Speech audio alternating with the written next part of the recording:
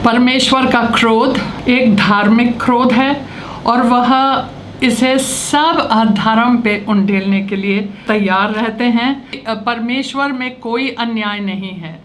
जिस तरीके से उन्होंने इस पाप के मुद्दे से निपटे हैं, पूरे कानूनी तरीके से निपटे हैं, और जिस हद तक वह गिरे हुए मनुष्य को बचाने के लिए, उनको पाप के बंधन से छुड़ाने के लिए वो तैयार थे और पाप पर न्याय करने के लिए तैयार थे। और यह दर्शाता है कि परमेश्वर पाप से घृणा करता है। और उन्होंने अपने इकलौते पुत्र को भेजा ताकि कोई उनके ऊपर विश्वास करेगा यीशु मसीह पे, तो वह इस बंधन से छुटकारा पाएगा, स्वतंत्र हो जाएगा।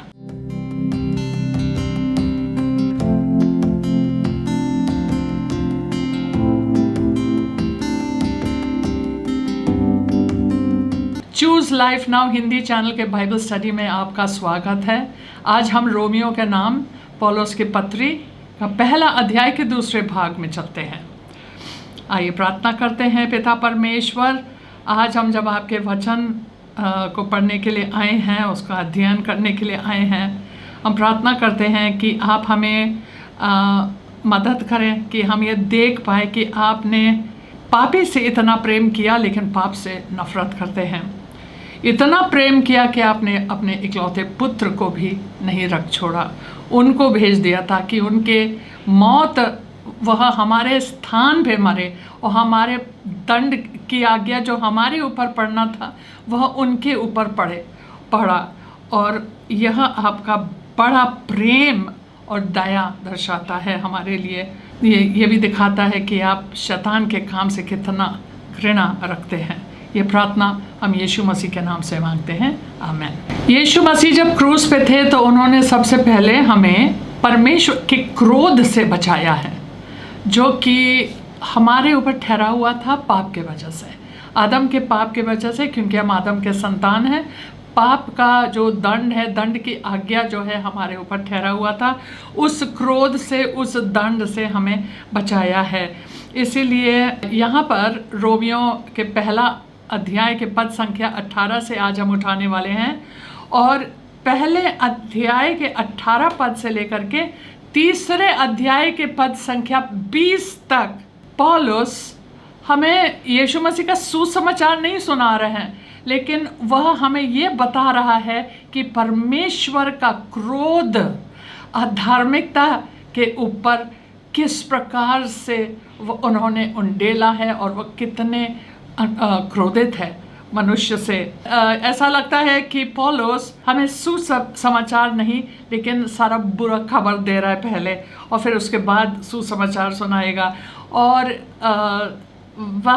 मैं भी जब भी मैं किसी को सुसमाचार सुनाने जाती हूँ, मैं इसी सिद्धांत पे से सिखाती हूँ।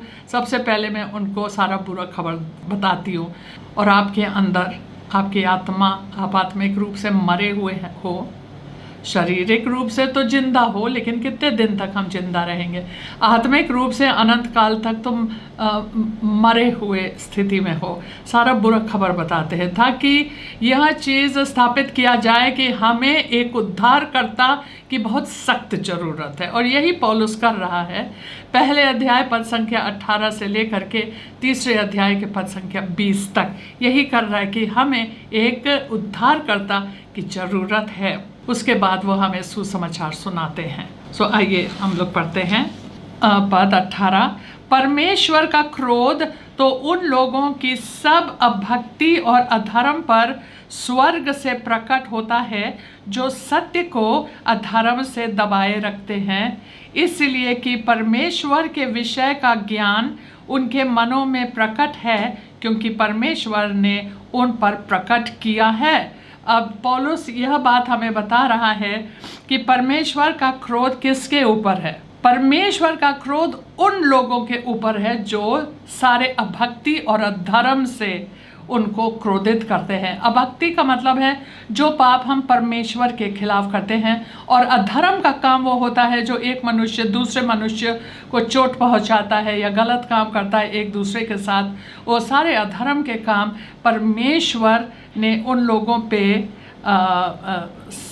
उसका क्रोध उनके ऊपर ठहरा हुआ है। और ये अधर्मी लोग क्या करते हैं, उन लोगों ने सत्य को दबा के रखा है। अधर्म में उन लोगों ने सारे सत्य हमें स्वतंत्र करता है, लेकिन शैतान का यह काम है, वो नहीं चाहता है वचन, वो बिल्कुल नहीं चाहते हैं कि हम वचन को सुने। इसीलिए हम लोग वचन सिखाते हैं, क्योंकि शैतान के राज्य को ढाने का यही तरीका है, यही हमारा युद्ध है कि हम सत्य को वहाँ रखें और लोग सुने, और लोग उसको सुनकर वो सत्य उनको स्वतंत्र कर दे। जिसको पुत्र स्वतंत्र करता है वो वास्तविकता में स्वतंत्र हो जाता है। इसलिए ज़रूरी है कि आप सत्य को सुनो। सारी झूठी बात इस संसार में फैला हुआ है और इस संसार में है, और शैतान इस संसार का ईश्वर है। ईश्वर नहीं है, लेकिन इस संसार का ईश्वर है, सारी झूठी बातों का ईश्वर है। तो बताया जा रहा है कि वह दबा के रखते हैं, सत्य को दिखाना नहीं चाहता है। ये सब शैतानी काम है, शैतान का यही काम होता है। इसलिए कि परमेश्वर के विषय का ज्ञान, परमेश्वर वो नहीं चाहता है कि तुम परमेश्वर में थोड़ा भी दिलचस्पी रखो। परमेश्वर की बहुत बड़ी कृपा और अनुग्रह है, या किसी की प्रार्थना में, पता है मेरी माँ की प्रार्थना है कि मेरे अंदर यह आग जलने लगी कि हम यीशु को जानना चाहते थे, क्योंकि मैं भी अधर्म में और इस संसार में रहती थी। मैं कभी भी परमेश्वर से प्रेम रखती थी, मैं यीशु से प्रेम रखती थी, लेकिन दुनिया में रहती थी। तो दुनिया में कैसे हम अच्छा काम कर सकते हैं, हमारे सब मरे हुए काम हैं। तो यहाँ लिखा है कि 19 पद में कि इसलिए कि परमेश्वर के विषय का ज्ञान उनके मनों में प्रकट है। अब जब बाइबल बता रही है कि परमेश्वर का ज्ञान हमारे मनों, दुनिया वाले के लोग में प्रकट है, उनके मनों में प्रकट है, क्योंकि परमेश्वर ने उन पर प्रकट किया है। लोग दुनिया वाले कहेंगे नहीं, हमारे ऊपर तो प्रकट नहीं है। जब बाइबल बता रहा है कि तुम्हारे ऊपर प्रकट है तो प्रकट है। 20 पद, उसके अनदेखे गुण अर्थात उसकी सनातन सामर्थ्य और परमेश्वरत्व जगत की सृष्टि के समय से उसके कामों के द्वारा देखने में आते हैं, यहाँ तक कि वे निरुत्तर है। तो यहाँ पे बताया जा रहा है, पौलुस बता रहा है कि दुनिया में सारे सत्य को दबा के रखा जा रहा है। तुम्हें झूठी बात, आधे झूठ आधे सच, आधे झूठ नहीं आधे सत्य, लेकिन पूरा सत्य नहीं। इवन कलीसिया के अंदर यही मामला है कि उन लोग आपको सिखाएंगे, सत्य को सिखाएंगे आधा और थोड़ा छोड़ देंगे, पूरा सुसमाचार नहीं सुनाने का। तो यहाँ पे लिखा है कि हर एक 20 पद में लिखा है कि परमेश्वर का ज्ञान हर एक को पता है, हर एक को पता है। वो जानता है कि हमारा जो सृष्टिकर्ता वही है, वो जानता है कि हम ये गलत काम कर रहे हैं, वो जानता है, मनुष्य जानता है कि हमारे कार्य सही है कि बुरे हैं, वो सब जानता है। और जब वह सृष्टि को देखता है और वह देखता है कि सृष्टि इतनी शानदार है सृष्टि, तब फिर हर इंसान ये जान सकता है कि एक सृष्टिकर्ता है, और वह सृष्टिकर्ता ऑब्वियसली सर्वशक्तिमान और दिव्य है, ये जानता है। वह निरुत्तर है। ये कभी कभी आप सुंदर सुंदर चीज़ें देखते, पहाड़ी इलाके को देखते, समुंदर को देखते हैं, बड़े बड़े तालों को देखते हैं, सुंदर प्रकृति को देखते हैं, फूलों को देखते हैं। किसने बनाया ये सारी चीज़ें? और मनुष्य को इतने अद्भुत तरीके से बनाया है, हमारे शरीर को, जो कि अपने आप चंगा हो जाता है, अपने आप चंगा हो सकता है अगर हम गलत सोच और डॉक्टरों के पास जाके और उनके सुन के हम उससे अलग रहे, तो हमारा शरीर खुद चंगा हो जाता है, प्रेज़ गॉड। लेकिन वो निरुत्तर है, अगर वो चाहते हैं वो जान सकते थे। 21, इस कारण कि परमेश्वर को जानने पर भी उन्होंने परमेश्वर के योग्य बढ़ाई और धन्यवाद न किया, परंतु व्यर्थ विचार करने लगे, यहाँ तक कि उनका निर्बुद्धि मन अंधेरा हो गया। 21 से लेकर 23 तक पौलुस ये हमें बता रहा है कि मनुष्य किस प्रकार से एक फिसलन भरी ढलान पे नीचे फिसलता जाता है। और इस ढलान पे फिसलने के लिए वो क्या करता है, सबसे पहले परमेश्वर का नज़रअंदाज करता है और उसको कभी भी महिमा देना उचित नहीं समझता है। परमेश्वर को महिमा नहीं देगा। 21 में लिखा है, इस कारण कि परमेश्वर को जानने पर भी, वो जानते हैं, कभी कभी हम लोग इतना सुंदर दृश्य, हमें याद है कभी कभी मैंने ऐसे सुंदर दृश्य देखा, मैंने कहा वो भी एक प्रार्थना है, वो भी स्तुति है। हम जिसने इस सारी चीज़ों को बनाया, हम जानते हैं कि वो किसी मनुष्य का बना हुआ चीज़ नहीं है प्रकृति। और जब हम देखते हैं और कहते हैं ओह माय गॉड इतना सुंदर है, इतना सुंदर है, हम परमेश्वर को स्तुति दे रहे हैं। लेकिन इन लोग का दिमाग इतना अंधकार से भर चुका है, इतने गलत गलत शिक्षा प्राप्त किए हैं, वो परमेश्वर को कभी भी महिमा या उनकी स्तुति करे, प्रशंसा करे, नामुमकिन है। उसको सम्मानित नहीं करेंगे। और ये सबसे पहली चीज़ है जो वो लोग करते हैं, जिसके वजह से वो लोग फिसलने लगते हैं, नीचे जाने लगते हैं। और फिर उसके बाद लिखा है, उनका जो निर्बुद्धि मन, वो धन्यवाद भी नहीं देते हैं। इसी 21 में लिखा है वो धन्यवाद भी नहीं देते हैं। अरे परमेश्वर को धन्यवाद तो दो, धन्यवाद भी दो। शारीरिक लोग परमेश्वर को धन्यवाद बहुत जल्दी नहीं देते हैं। जब वो चंगे हो जाते, बहुत बड़ी बीमारियों से चंगे हो जाते, तो सीधा डॉक्टर, बहुत बढ़िया डॉक्टर था, क्या दवाई दिया, क्या ऑपरेशन किया। हमने देखा, हमने सुना, मैंने लोगों के लिए प्रार्थना की और वो चंगे हो रहे हैं, और उसके बावजूद वो लोग, क्या डॉक्टर ने क्या इलाज, क्या दवाई, वो दवाइयों के लोग प्रशंसा करें, लेकिन यीशु को नो, नहीं करेंगे। जब उनका जो लोग अपना न्यायालय जाते हैं और वहाँ पे अपना केस जीत लेते हैं, फिर लॉयर की प्रशंसा होती, बहुत अच्छा लॉयर था, मेरे को बहुत अच्छा लॉयर है। और जब वो लोग कोई चीज़ जानकारी जानना चाहते हैं, तो परमेश्वर जो सारी बुद्धि और ज्ञान का खजाना है, जो आपके अंदर वास करता है, नहीं, उनके पास नहीं जाएंगे, गूगल पे जाएंगे और गूगल से सब जानकारी प्राप्त करेंगे। सबकी प्रशंसा होगी, इसने मदद की, उसने मदद की। लेकिन वास्तविकता में जिसने हमारी मदद की और हमेशा करते हैं, उसको कोई धन्यवाद नहीं देना चाहते हैं, क्योंकि उनका दिमाग खाली हो चुका है, व्यर्थ है, उसमें कुछ भी नहीं भरा है। और उनके जो कल्पना है वो दुष्ट हो गया, भ्रष्ट हो गया है उनकी कल्पनाएं। और उनका जो दिल है, अंधकार उसके दिलों, उन लोग के दिलों पर छा गया है अंधकार, ताकि वह सच्चाई को स्वीकार नहीं कर सकते। 2 कोरिन्थियों के 4 अध्याय के 4 पद में लिखा है, इस संसार के ईश्वर ने उन लोग के आंखों पे पट्टी बांध दी ताकि वो वचन भी सुन ले। हमने लोगों के लिए प्रार्थना की, प्रार्थना में ऐसे चंगे हो गए, उसके बाद भी नहीं, कुछ नहीं, यीशु के बारे में नहीं पूछना चाहते कि इतना बड़ा चंगाई हमें पलक झपकते हुए मिला। हम जानना चाहेंगे इस ईश्वर के बारे में, इस यीशु के बारे में। कोई इंटरेस्ट नहीं, कोई दिलचस्पी। उनके मनों पे, उनके आँखों पे शैतान ने पट्टी डाल दी ताकि परमेश्वर की महिमा ना जानने पाए और ना करने पाए। 22 पद, उनका निर्बुद्धि मन अंधेरा हो गया, वे अपने आप को बुद्धिमान जताकर मूर्ख बन गए। जब आदमी अपने को घमंड में अपने को बहुत समझदार समझने लगता, मैं बहुत पढ़ा लिखा हूँ, मैं बहुत कुछ जानकारी रखता हूँ, तुम मूर्ख हो, तुम कुछ नहीं जानते हो। और जब तक तुम परमेश्वर को नहीं जानते, अपने सृष्टिकर्ता को नहीं जानते, तुम सचमुच कुछ नहीं जानते हो।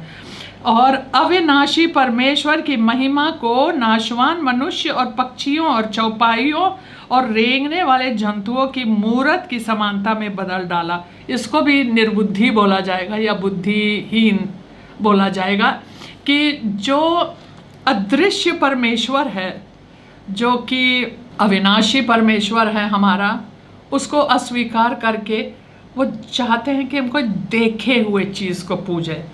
तो जानवरों के रूप में मूर्ति बनाते हैं, पक्षियों के रूप में मूर्ति बनाते हैं, रेंगते हुए जंतुओं के रूप में छोटे छोटे मूर्ति बनाएंगे, उसको पूजेंगे। पूजना है कोई चीज़ जो वो लोग देख सकते हैं। अदृश्य और अविनाशी परमेश्वर को एक तरफ छोड़ देते हैं और उनके सृष्टि को पूछते हैं। इसको बेवकूफ़ी और मूर्खता बोली जाएगी, क्योंकि उन लोग अपने लिए परमेश्वर बनाते, अपने लिए भगवान बनाते और उसको पूछते हैं। 24, इस कारण परमेश्वर ने, इस कारण, क्योंकि उन लोगों ने ये सब किया, इस कारण परमेश्वर ने उन्हें उनके मन की अभिलाषाओं के अनुसार अशुद्धता के लिए छोड़ दिया कि वे आपस में अपने शरीरों का अनादर करें। यहाँ पे बताया जा रहा है इसी कारण से, क्योंकि उन लोगों ने परमेश्वर को ना धन्यवाद देना उचित समझा, ना उनके महिमा करना उचित समझा, और वो उनके मन अंधकार से भर गया। व्यर्थ विचार हैं उन लोग के अंदर, उनके सारे अभिलाषाएं अंधकार से भरी हुई हैं, उनका दिल अंधकार से भरा हुआ है। तो परमेश्वर ने कहा ठीक है, तुम अपने अभिलाषाओं के अनुसार, अपने लालसाओं के अनुसार चलो, जिसके लिए वे बहुत खुश हैं। भजन संहिता में लिखा है कोई परमेश्वर नहीं है, वो नहीं देखता हम क्या कर रहे हैं, देखता है लेकिन उसने तुम्हें अपने पापों में छोड़ दिया है। और जिस चीज़ को तुम स्वतंत्रता समझ रहे हो कि हम कुछ भी कर सकते हैं, कोई नहीं देख रहा है, कोई हमारे ऊपर दंड नहीं आ रहा है, कोई हमारे ऊपर श्राप नहीं आ रहा, मैं जो मर्जी करूं कोई कुछ नहीं कर सकता है, वो देख रहा है, लेकिन उसने तुम्हें त्याग दिया है। अपने भ्रष्ट सोच में और दिल में, अंधेरे वाले जो अंधकार से भरा हुआ दिल है, उसमें छोड़ दिया तुम्हें। ये स्वतंत्रता नहीं है, ये न्याय है परमेश्वर की तरफ से, न्याय। उन्होंने तुम्हारे ऊपर न्याय किया है, जाओ करो। क्या सोच रहे हो, कभी नहीं तुम्हें उसका प्रतिफल मिलेगा, उसका परिणाम मिलेगा, इसी दुनिया में मिलेगा और इसके बाद अनंत काल तक मिलेगा। मत सोचो, ये न्याय है। हमें ज़्यादा पसंद है कि जब हम गलत काम करें, परमेश्वर हमको, प्रभु हमारे ऊपर कृपा करो, हमें रोके, हमें टोके, हमें दंड दे, कुछ भी करे, लेकिन हमें वापस ले आए। Praise God. जिस कारण से हम यीशु के पास आए हैं, हम उस मुसीबत के लिए धन्यवाद देते हैं। अगर वो मुसीबत ना आता, शायद अभी भी हम अपना कर रहे होते। तो उन्होंने यहाँ पे एक चीज़ लिखा है कि उनको छोड़ दिया अपने बुरे अशुद्धता में, ताकि वह आपस में अपने शरीरों का अनादर करे। ये है यौन पाप के लिए बोला जा रहा है, क्योंकि उन्होंने परमेश्वर की सच्चाई को बदलकर झूठ बना डाला। जो अभी हमने बातें की, सृष्टिकर्ता को छोड़ करके उन्होंने देखे हुए चीज़ों को, उनकी सृष्टि को पूज रहे हैं। कहते हैं कि उन्होंने उनको छोड़ दिया शरीर के अनादर करने के लिए, क्योंकि उन्होंने परमेश्वर की सच्चाई को बदलकर झूठ बना डाला और सृष्टि की उपासना और सेवा की। इसी कारण उन्होंने छोड़ दिया, ना कि उस सृजनहार की जो सदा धन्य है। इसी कारण से उन्होंने उनके ऊपर न्याय किया, और उनका न्याय का क्या रूप है, जाओ करो, जो करना है तुम्हें करो, परिणाम भारी होगा। ऐसा नहीं है कि हम देख नहीं पा रहे, हम अंधे हो गए और तुम इतने महान हो और तुम अपना जो मर्जी कर रहे हो, हम देख नहीं पा रहे, हम देख रहे हैं सब कुछ, एक दिन उसका फैसला होगा। 26, इसलिए परमेश्वर ने उन्हें नीच कामनाओं के वश में छोड़ दिया, यहाँ तक कि उनकी स्त्रियों ने भी स्वाभाविक व्यवहार को उससे जो स्वभाव के विरुद्ध है बदल डाला। एक बार फिर से सेक्सुअल सिंस के बारे में, यौन पापों के बारे में यहाँ पे चर्चा हो रही है भारी तरीके से। 26-27 में इसी में है कि लिखा है कि उन्होंने कहा जाओ अपने बुरे कामनाओं के साथ, जो तुम्हें करना है जाके करो, उनके वश में छोड़ दिया, में त्याग दिया, करो जो करना है करो। यहाँ तक कि स्त्रियों ने स्वाभाविक व्यवहार, जैसे स्त्रियों को मर्दों के साथ व्यवहार है, जो नॉर्मल है, जो स्वाभाविक है, जो परमेश्वर के सृष्टि के अनुसार है, उनके योजना के अनुसार है, उसको छोड़ के अलग काम करने लगे जो स्वभाव के विरोध में है। वैसे ही पुरुष भी स्त्रियों के साथ स्वाभाविक व्यवहार छोड़कर आपस में कामातुर होकर जलने लगे, और पुरुषों ने पुरुषों के साथ निर्लज काम करके अपने भ्रम का ठीक फल पाया। यही चीज़ हम बता रहे हैं ना, ये सब यौन पाप है, जो कि उसको बोलते हैं, मैं नहीं जानती थी, मैंने हिंदी में शब्द देखा, समलैंगिकता की चर्चा की जा रही है यहाँ पे, होमोसेक्सुअलिटी, जिसके बारे में हम लोग बातचीत नहीं कर सकते हैं, क्योंकि आजकल वो बिल्कुल उसके विषय में बात नहीं की जा सकती, क्योंकि वो कानूनी हो गया है। इसके बारे में अभी बताएंगे आपको। समलैंगिकता की चर्चा की जा रही है, स्त्री स्त्री के साथ और पुरुष स्त्रियों का कोई से नहीं मतलब, उनसे शादी नहीं करेंगे, वो एक दूसरे के लिए जल रहे हैं निर्लज्ज निर्लज्ज काम करके, और अपने शरीर में वो फल पाएंगे, अपने शरीर में फल पाएंगे। हर एक पाप का फल आपको मिलता है, लेकिन इसके बारे में साफ साफ बोला गया है, क्योंकि शारीरिक और भावनात्मक तरीके से उसका परिणाम इस प्रकार का जीवन शैली में ऐसा नहीं है कि परमेश्वर उनके ऊपर भेज रहा है बीमारी शैतान का काम होता है ना। तुम शैतान के काम करोगे, शैतानी काम करोगे, शैतान खुद तुम्हें नष्ट कर देगा। इसलिए परमेश्वर ने छोड़ दिया उन लोग को, जाओ करो, क्या सोच रहे हो तुम करोगे कुछ होगा नहीं होगा। तो उन लोग का परिणाम शरीर में खुद उनको मिल रहा है, और उनके दिलों पे, उनके हृदय पे, उनके मन पे, भावनाओं पे भी बहुत बड़ा ठेस पहुंचता है। उन लोग को लगता है नहीं पहुंच रहा है, लेकिन पहुंचता है, जिसका इलाज और जिसकी चंगाई केवल यीशु मसीह के हाथ में है, और वही आपको संपूर्ण कर सकता है। एक बार फिर से उनके दिलों में बहुत बड़ा घाव होता है इस पाप के वजह से, और ये सारी चीज़ें, और रोग भी आता है इन पापों के वजह से, HIV पॉजिटिव, ये सारी चीज़ें आती हैं यहाँ से। 28, जब उन्होंने परमेश्वर को पहचानना न चाहा तो परमेश्वर ने भी उन्हें उनके निकम्मे मन पर छोड़ दिया कि वे अनुचित काम करें। ये तो आप समझ गए 3 बार, 24 पद, 26 पद, 28 पद में यही कह रहा है कि परमेश्वर ने उनको निकम्मे मन पर छोड़ दिया, त्याग दिया उनको। यह दंड है, यह न्याय है परमेश्वर की तरफ से। तीसरे बार यह बोल रहे हैं अनुचित काम करना है, करो, जाओ करो।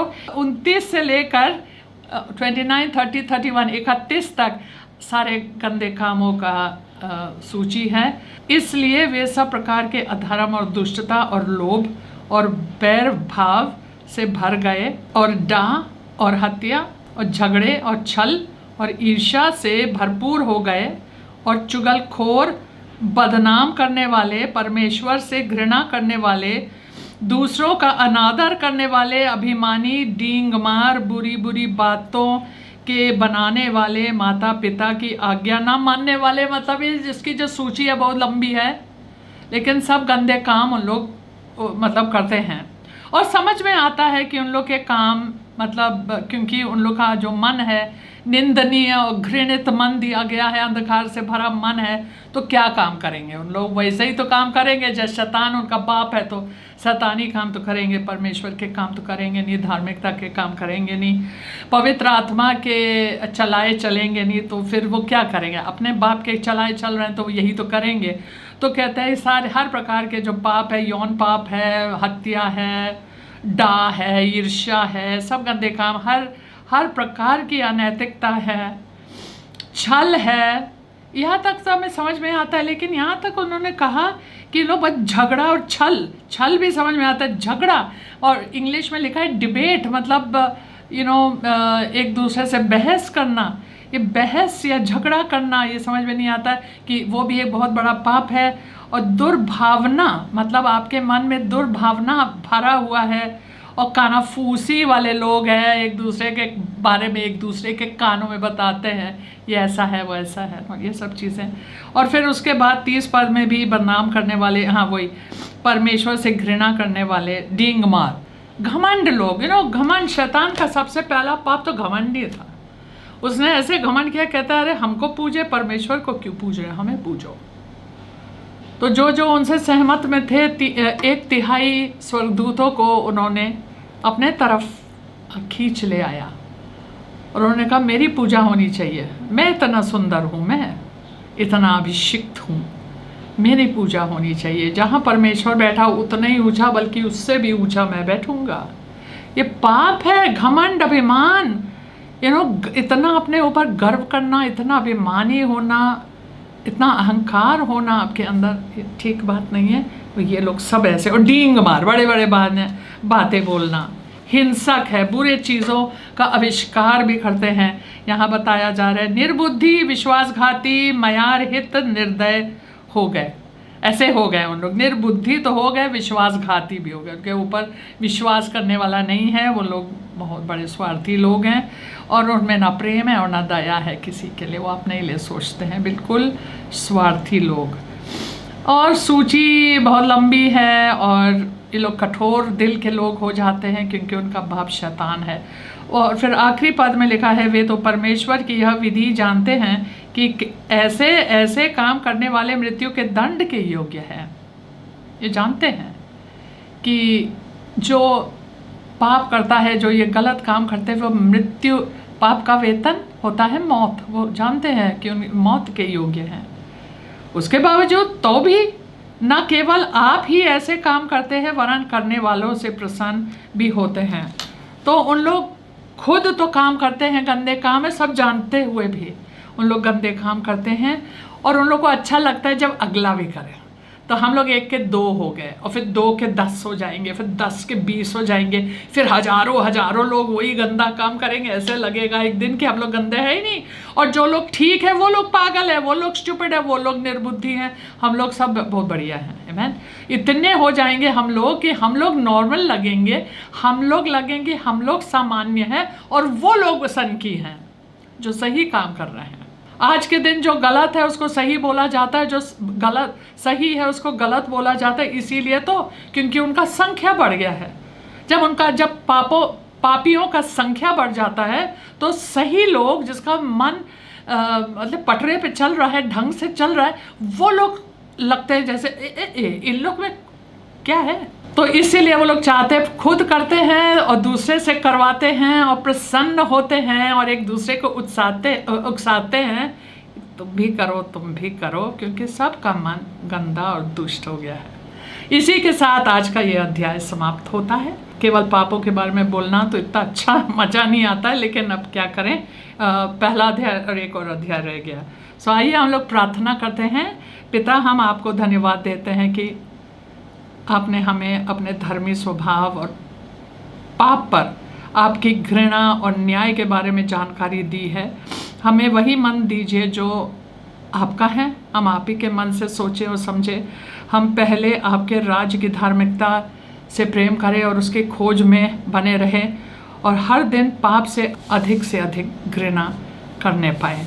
ये प्रार्थना हम यीशु मसीह के नाम से मांगते हैं, आमीन। सो अगले वीडियो तक आप सबको जय मसीह।